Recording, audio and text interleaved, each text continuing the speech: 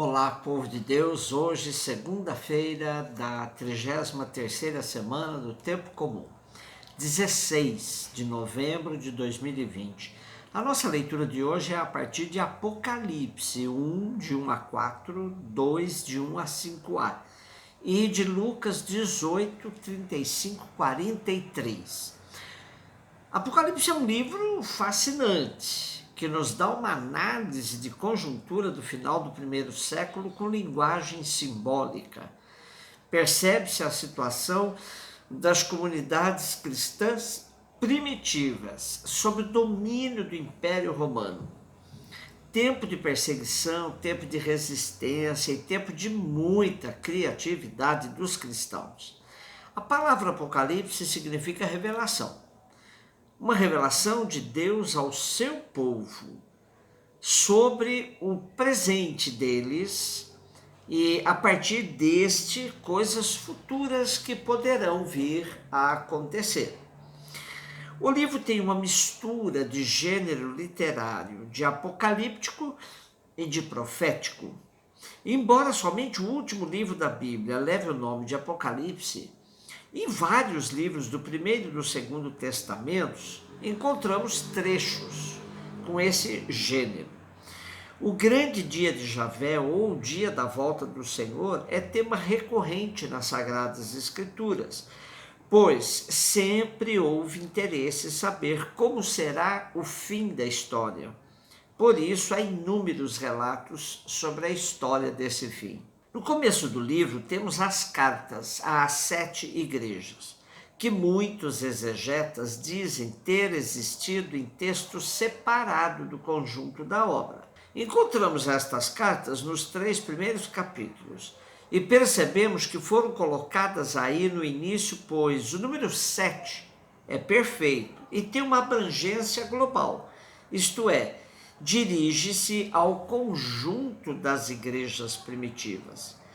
Belíssima síntese nos apresenta a Bíblia de Jerusalém. Assim, o sacrifício do Cordeiro conquistou a vitória decisiva, e sejam quais forem os males que sofre a Igreja de Cristo, ela não pode duvidar da fidelidade de Deus até a hora que o Senhor virá em breve, como atestam o versículo que abre o livro, que diz assim: as coisas que devem acontecer muito em breve. E no final, eis que venho muito em breve.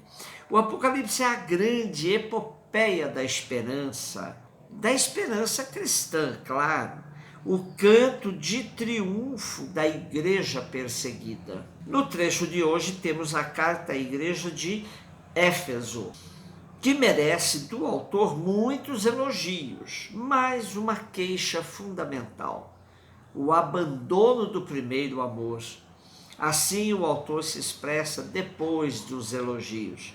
No entanto, tenho uma coisa contra ti: abandonaste o teu primitivo amor.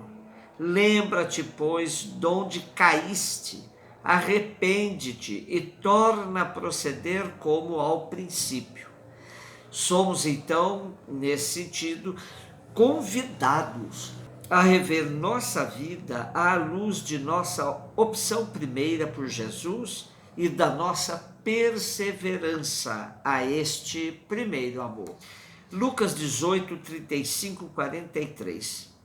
Cura de cego nos relatos evangélicos é sempre emblemática. A narrativa mais longa e sistemática está no Evangelho de João, capítulo 9, onde temos a cura do cego de nascença. Em Marcos, capítulo 10, o cego de Jericó é apresentado como discípulo por excelência.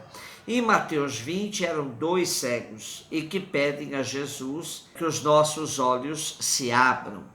O que aparece claro nos sinóticos é que o cego ou cegos, depois da cura, passam a seguir Jesus pelo caminho.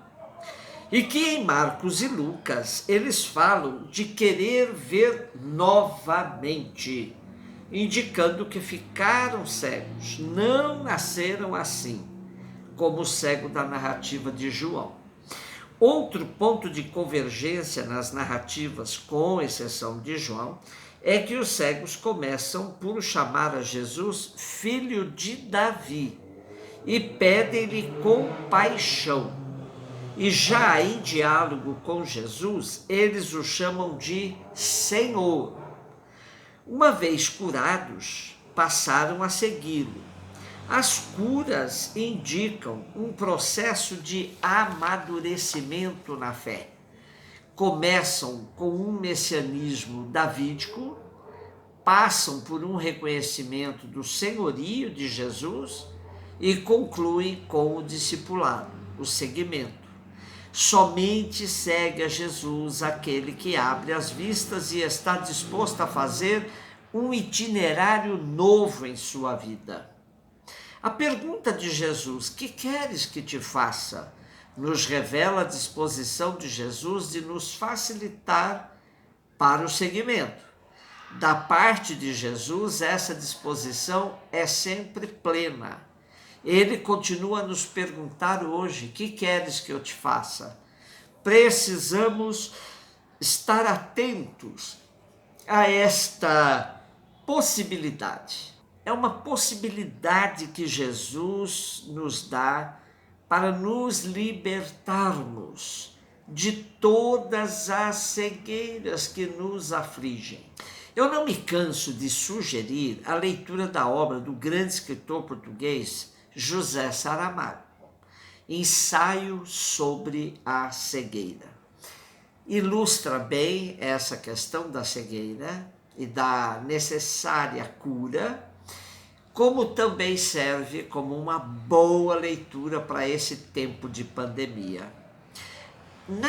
Numa das apresentações dessa obra, nós encontramos o seguinte: um motorista parado no sinal se descobre subitamente cego. É o primeiro caso de uma treva branca que logo se espalha incontrolavelmente. Resguardados em quarentena, os cegos se perceberão reduzidos à essência humana, numa verdadeira viagem às trevas. O ensaio sobre a cegueira é a fantasia de um autor que nos faz lembrar a responsabilidade de ter olhos quando os outros os perderam. José Saramago nos dá aqui uma imagem aterradora e comovente de tempos sombrios. Cada leitor viverá uma experiência imaginativa única, num ponto onde se cruzam literatura e sabedoria. José Saramago nos obriga a parar, fechar os olhos e ver, recuperar a lucidez e resgatar o afeto. Essas são as tarefas do escritor e de cada leitor, diante da pressão dos tempos e do que se perdeu. Uma coisa que não tem nome, essa coisa é o que somos. Nada mais atual e urgente que recuperar a lucidez e resgatar o afeto. Estamos enfermos e uma parte significativa da humanidade cega. Jesus dizia que cego guiando cego é buraco na certa. Ora, o que estamos vivendo é isso. Governados por cegos, legislados por cegos e julgados por cegos.